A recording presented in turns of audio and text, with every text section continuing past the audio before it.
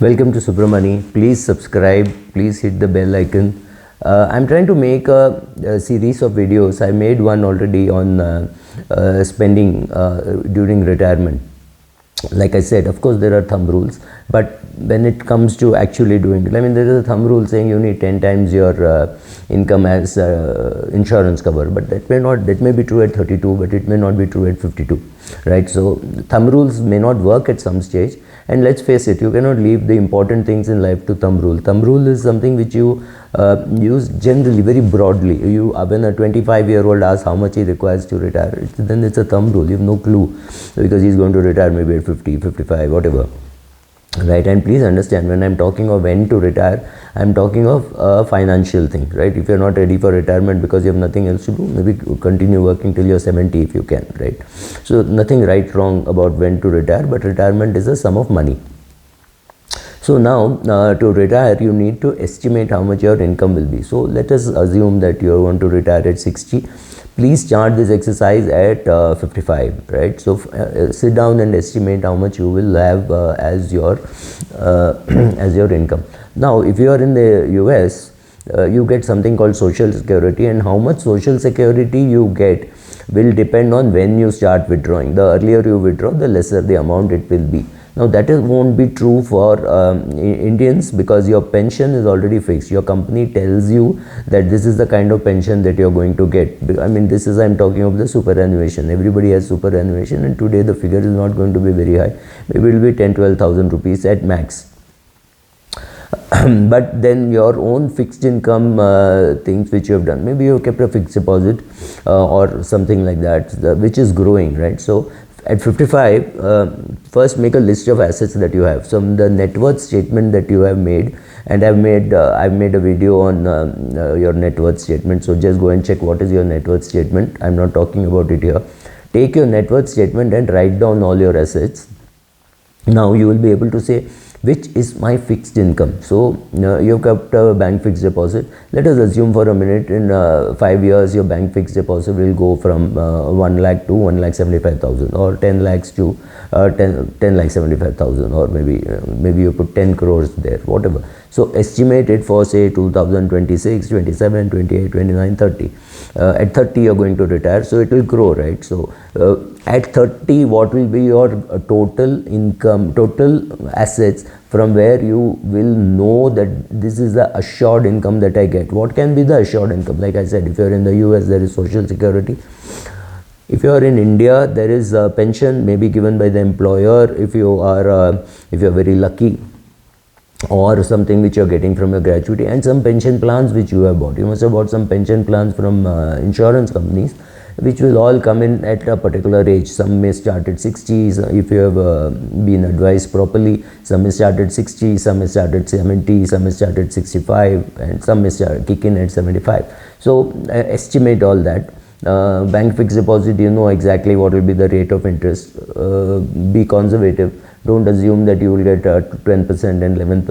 7% is a better assumption. So write down all those things which are fixed.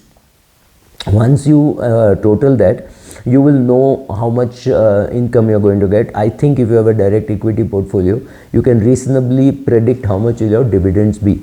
Now, if you have reached a stage when you're very comfortable that the income that you're getting is far higher than the expenses that you're going to incur. Remember, I made a video on how much you're going to spend, so now you start estimating your income, you estimate your dividend income, etc. And if it is comfortable, and it should be from the age of 60 to 65, make an estimate for 5 years, right?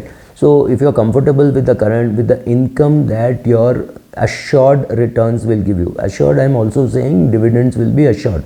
It's not that all companies will stop paying dividends. Some may stop, some may increase. You may have some companies which are paying more dividends. Also understand that the next 5 years, from 55 to 60, you're not going to withdraw the dividend. So that also gets plowed back. So by the time you're 60, maybe your dividends have already doubled if it grows at that fantastic pace, right? So now with all this income, you will be very comfortable. So then start estimating from 65 to 70 also.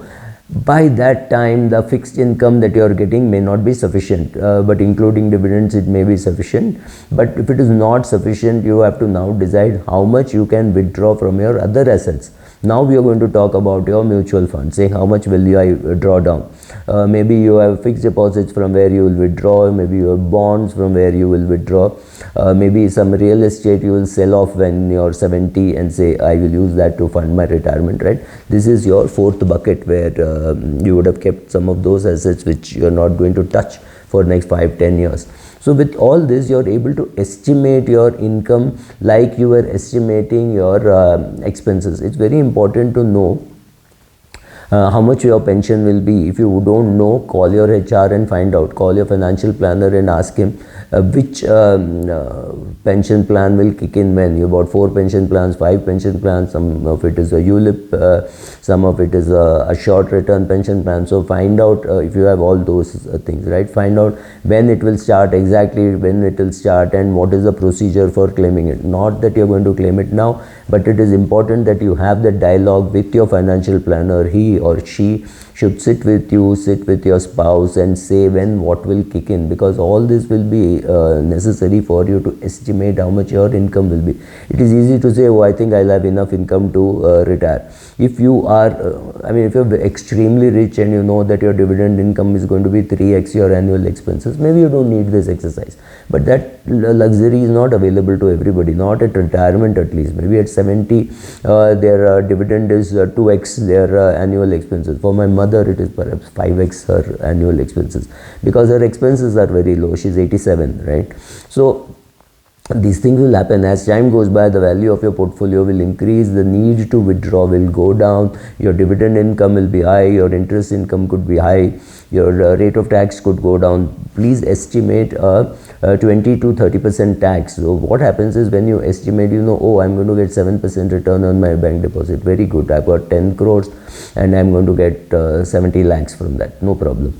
But that 70 lakhs is not going to be tax free. At 70 lakhs, good chance that 30% will be taxed. So that's straight 20 lakhs gone. So you will have 50 lakhs from there. So whatever it is. So estimating and providing for tax is also important. Estimating how much you are going to get as dividend is important. You may not be accurate, but at least you are on the path. You know how much you will get as dividend, you estimate. So you have estimated your social security or your pension, all your pensions which you have bought, your bank fixed deposits, your dividends. Maybe you are seeking rent, you have rent coming from some property. So these are fixed. You know that this will happen, right? Rent, it is possible that some months you may not get. So when you take rental income, please take it for 6 or 7 months. If you get for 12 months, that's great, but sometimes it could remain vacant. During COVID, rents actually went down. So rent may not be as predictable as something else, but your dividends could be predictable. So if you're estimating at 55, safely assume that by the time you're 65, your dividends will be double of what you're getting now. Over 10 years, definitely dividends will double. So sitting and estimating your income, sitting and estimating your spending, you've already done. Sitting and estimating your income is important. Please sit with your spouse. Your spouse has to understand what you're doing. One step before that could be consolidating all your accounts. Maybe you have accounts in various places.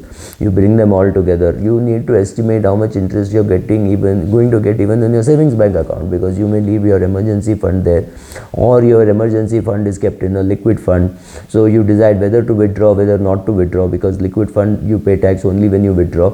Maybe you withdraw after some time and pay lesser tax, right? Or anything may get added to your income, but you may not withdraw at all for a long period of time, and you will pay tax only when you withdraw. Whereas savings bank interest and other bank interest, you will pay on accrual basis. So if you're going to pay on accrual basis, you will pay on day 1 or day 365, but your withdrawal from mutual funds, if you delay it for 3 years, then you will pay on day 1000 or day 1200 or something like that. So you have more flexibility with taxation as far as mutual funds are concerned. But estimating how much of tax you will pay, that's also important, because right now, if you've been getting a salary, all the tax has already been deducted. Here you will have to pay. So sit with your spouse, take an Excel sheet, take a notebook, whatever, and write down all these income streams.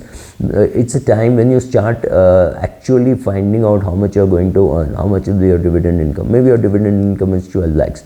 So that's giving you a lot of comfort, saying, okay, my annual expenses will be something like 55,000, 60,000, so I'm comfortable. But if your dividend income is greater than your expenses, chances are you will have other assets which will also kick in.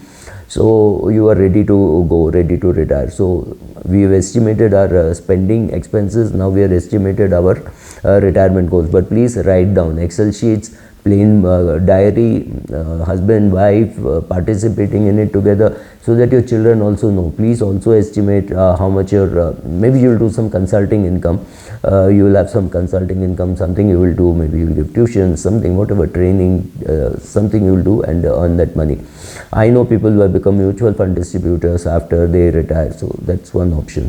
Whatever you want to do, estimate some income from there, some income from consulting, and now you're ready to go. Thank you.